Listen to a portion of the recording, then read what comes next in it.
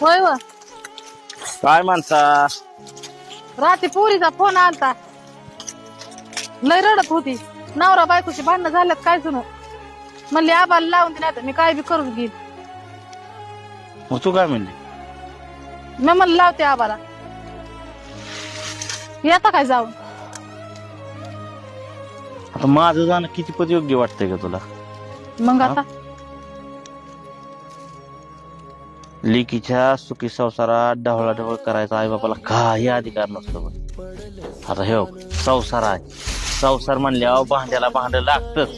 आणि त्यात आपली बी लेक शहाणी नाही, सापड स्वभावाची आहे.